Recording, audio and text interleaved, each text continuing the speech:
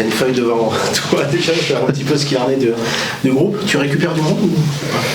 On récupère Flo Duparchi qui est remis de sa blessure à sa tête et Miziane Maolida, mais on a encore une belle liste d'indisponibles, c'est pour ça que j'ai une belle feuille devant moi. On a toujours Mitch qui est indisponible avec son poignet, Nico Pento, Alex Oliero s'est fait une lésion aux adducteurs, donc on ne le reverra pas sur les feuilles de match cette saison. Thibaut Desmet est toujours indisponible avec son ischio, et Kamori Doumbia a toujours son problème au quadri, et en plus de ça Marshall est malade pour l'instant, donc on espère pouvoir le récupérer demain sur l'entraînement. Et Azor, Matuziva et Arber Zenelli ont des gènes aux ischios aux jambiers, donc s'entraînent en adapté aussi.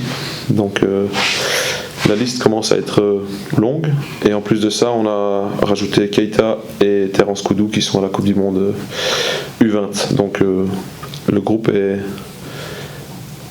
en train d'être étiré au maximum, et on va essayer de trouver les meilleures forces pour gagner dimanche contre Angers.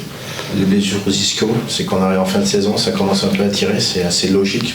C'est totalement logique, mais comme j'ai dit auparavant, on a beaucoup de joueurs qui ont joué beaucoup de minutes, et que des mecs comme Marshall, Azor, etc., qui ont joué souvent, et des petits pépins, c'est la suite logique des choses.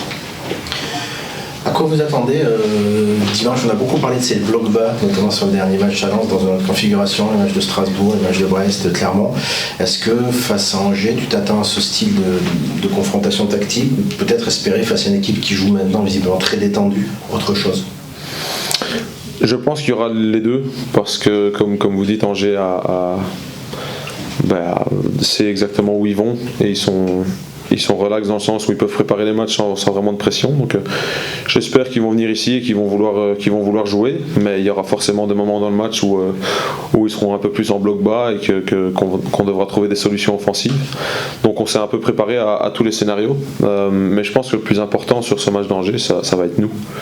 On a envie de casser ce mythe qu'on ne sait pas faire une attaque passée, on a envie de casser le mythe qu'on ne sait pas être patient et créer des brèches, parce qu'on a prouvé par le passé sur certains matchs qu'on était capable de le faire.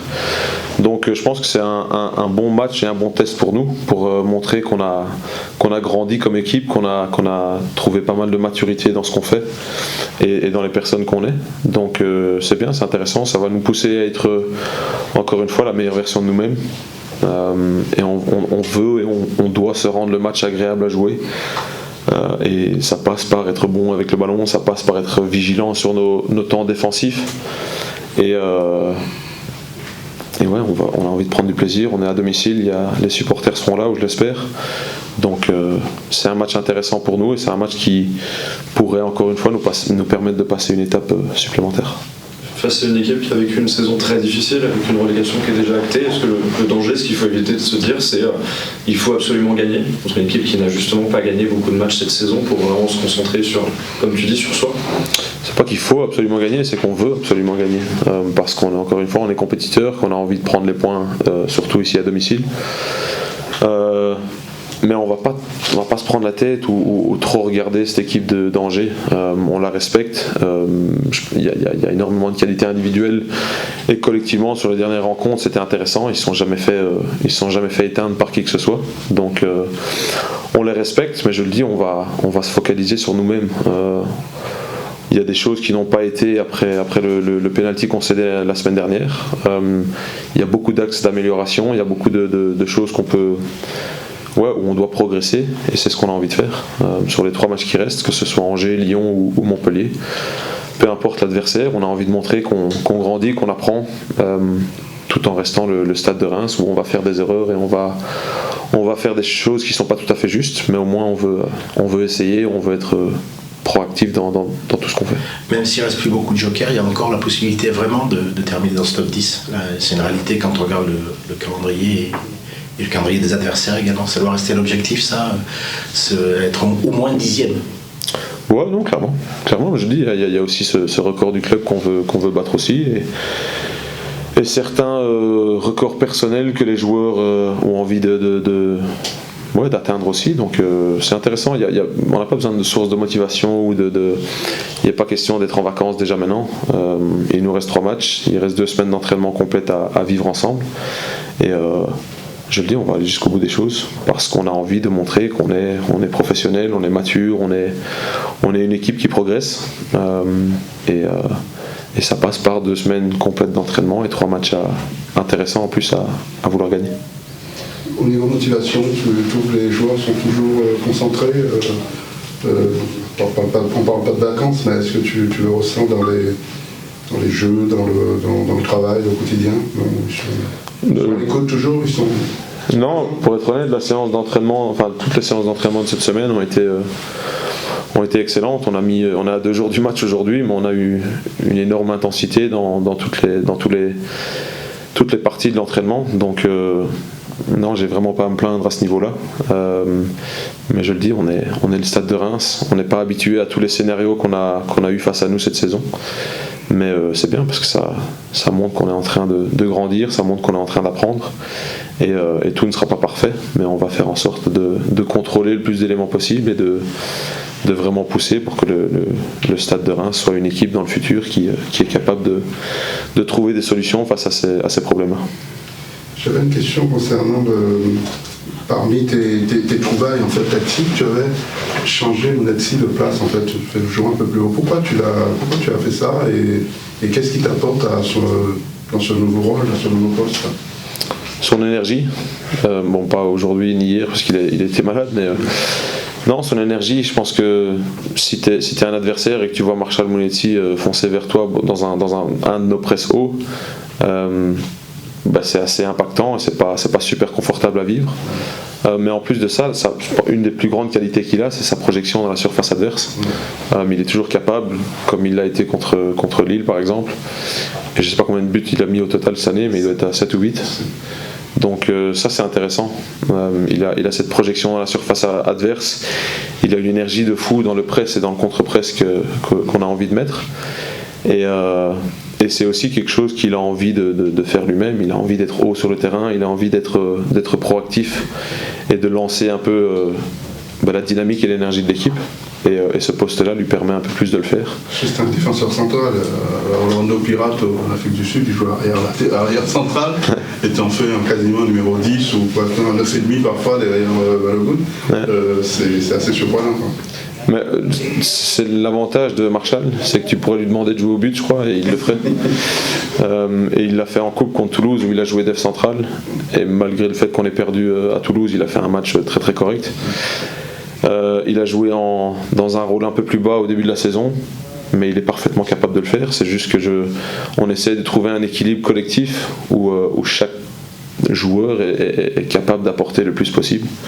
Et je pense que pour l'instant, Marshall Mounetsi dans cette position-là nous apporte énormément au Stade de Reims. Tu parlais de ses statistiques offensives justement, est-ce que c'est quelqu'un qui travaille beaucoup aussi? Est-ce que tu l'as vu aussi travailler offensivement devant le but? Parce qu'on a l'impression aussi qu'il a passé un palier devant le but pour avoir ces stats-là justement. Ouais, mais je pense que je l'ai dit la semaine dernière ou il y a 10 jours, quand je suis arrivé au club, on me disait Marshall c'est pas mal, il a beaucoup de coffres et d'énergie, mais des fois il a des boîtes aux pieds. Et je me moque encore de lui souvent sur le fait que Marshall on enlève les boîtes. Donc techniquement il y a eu un progrès énorme sur les 2 dernières années et il voit vite les choses, il voit vite le jeu, il comprend le jeu aussi. C'est le genre de mec que t'as pas forcément besoin de coacher. Donc il fait des progrès énormes et à tous les niveaux. Et puis en dehors de ça, il reste un être humain exceptionnel. J'ai une question concernant les nommés là, le trophée le NFP, le trophée des meilleurs joueurs, et le gardien du Stade de Reims. Alors, je suis pas dedans. Non, t'es pas au courant?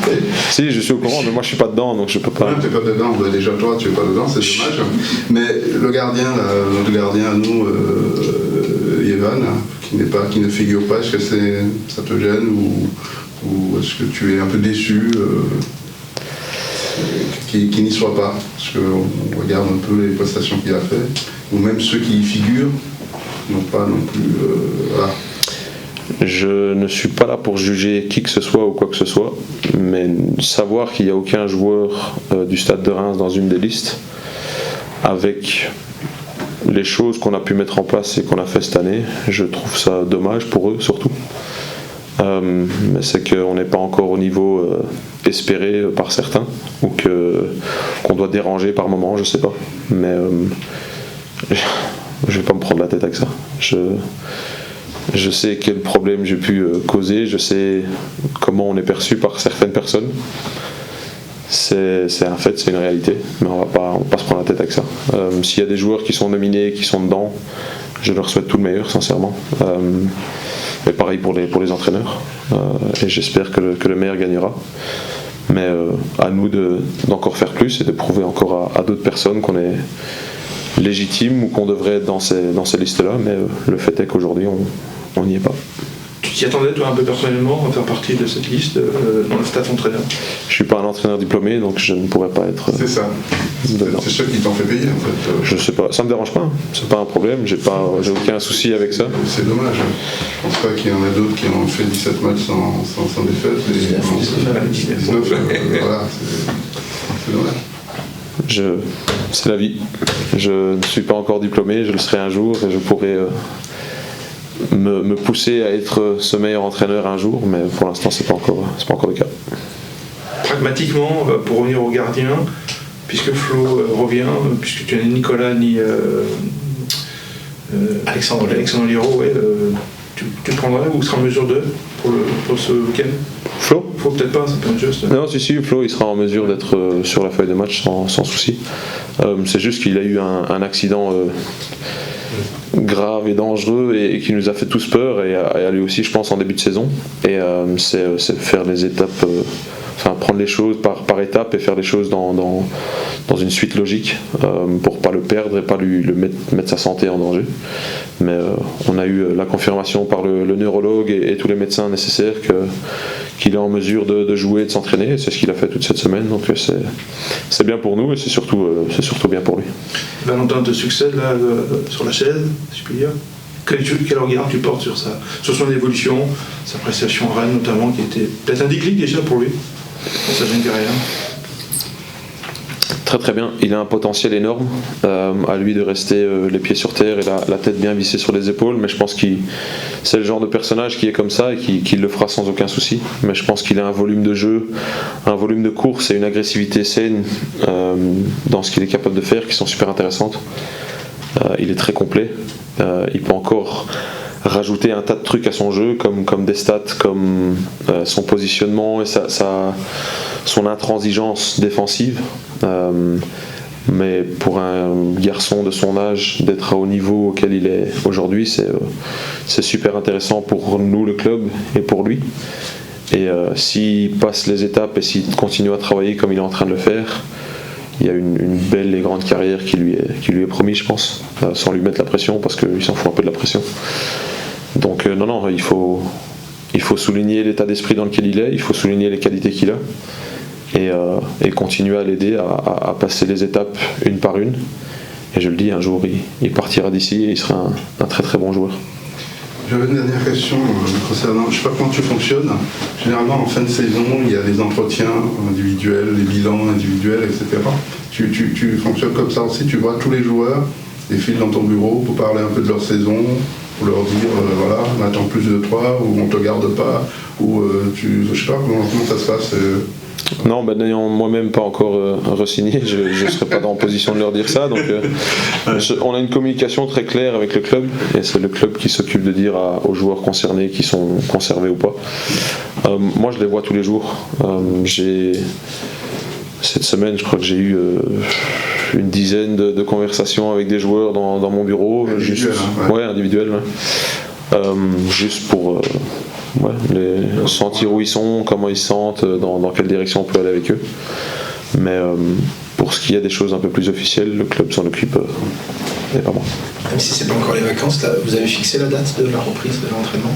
Fin juin, début juillet? Ce sera le 1er ou le 2 juillet, je pense. Il y a tous les tests médicaux et physiques que les joueurs auront, donc ils auront un petit mois de vacances Et Alexis Flips va faire du camping apparemment, donc Ah oui, c'est une découverte pour vous. j'en ai aucune idée, mais il me parlait ce matin qu'il allait faire du camping, donc je suis très content qu'il aille faire du camping avec sa famille. Ok. C'est bon. Merci. beaucoup. Harbert aussi, c'est Ischio. Ischio, mais ça, Azor et Harbour, Marshall, c'est les trois qui, on espère que ça devrait aller. Super. Merci. Bon après-midi. Également. On y va. Peut-être déjà revenir sur le match de Lens. Vous y avez participé à la fin. Comment vous en êtes ressorti de ce match avec cette frustration de ne pas faire de C'est vrai qu'on était frustrés après le match parce qu'on avait le match en main, surtout qu'ils étaient à 10 et nous on était à 11. Et on les a donné les buts, je trouve. Et après, derrière, c'était plus dur pour nous parce qu'ils étaient tous derrière. On a poussé, mais c'est pas rentré. Et c'est ça la frustration qu'on avait après le match. Parce qu'en fait, on avait vraiment le match en main, quoi. C'est facile pour toi de rentrer dans des matchs comme ça parce qu'il y a le public, on démarre en Ligue 1 comme c'est ton cas, et puis il y a un résultat à aller chercher. On t'a vu très volontaire, en plus ça fait partie de l'expérience qui rentre. Ouais, ça fait partie de l'expérience. Moi, quand je rentre, j'essaie de mettre mes qualités au service du groupe et j'essaie de tout donner, que ça soit 10 ou 5 minutes. Comment tu la vis, cette participation au groupe, justement? Tu fais de plus en plus partie des groupes, tu fais des bouts de match, c'est une évolution pour toi? Ouais, c'est une évolution. J'apprends énormément au haut niveau parce que c'est ma première. J'ai fait que 4 matchs, j'ai fait des bancs, j'apprends énormément au niveau des joueurs comme Marshall, comme Jens. Tous ces joueurs-là, j'apprends énormément et ils me donnent beaucoup de conseils, quoi. Parce que c'est pas facile un joueur de 17 ans de jouer à ce niveau-là. Non, je revenais sur l'ambiance de Lens. C'est une ambiance qui stimule ou qui refroidit un peu, Moi, je fais abstraction de ça quand je rentre.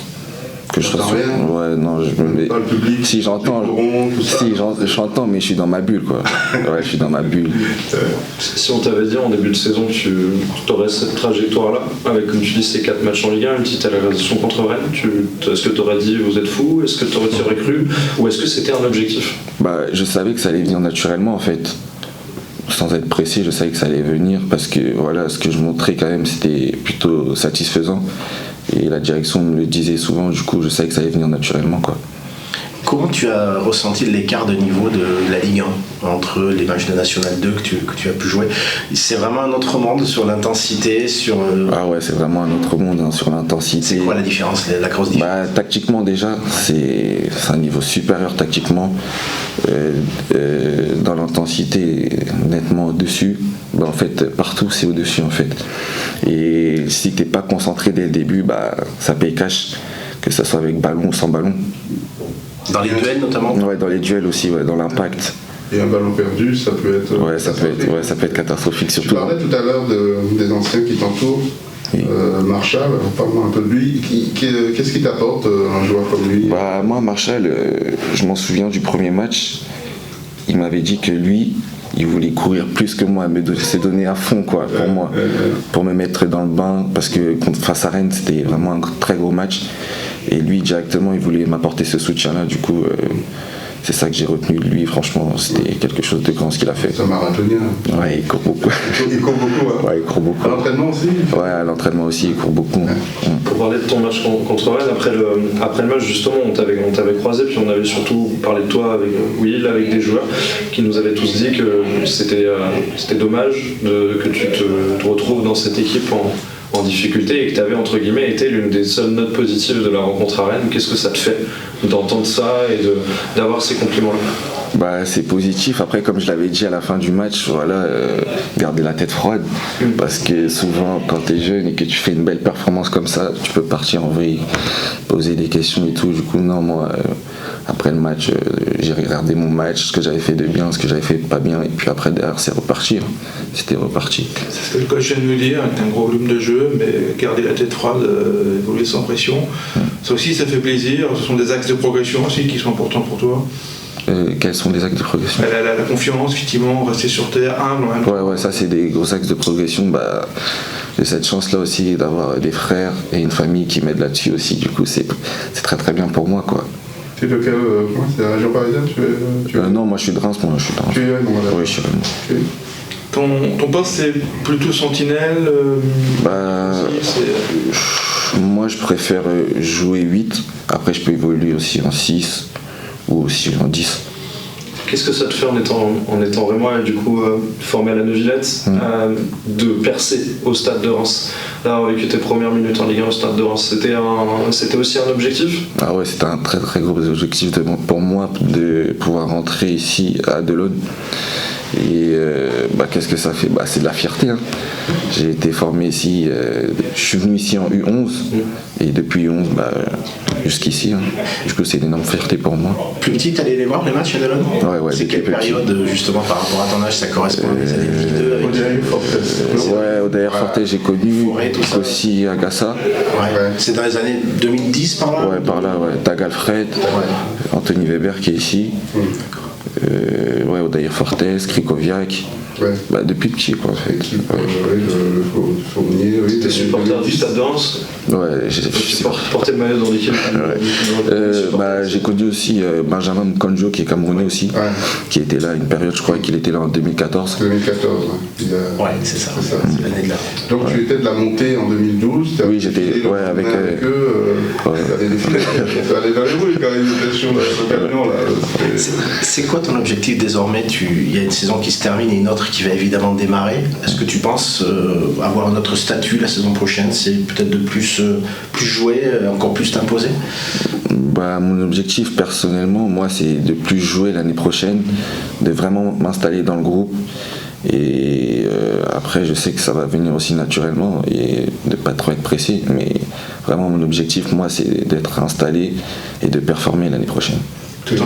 Les sélections aussi, non? Ouais, et la sélection, c'est important. C'était la question. Ok. Nickel, merci. Parfait, bravo. Les premières, c'était bien.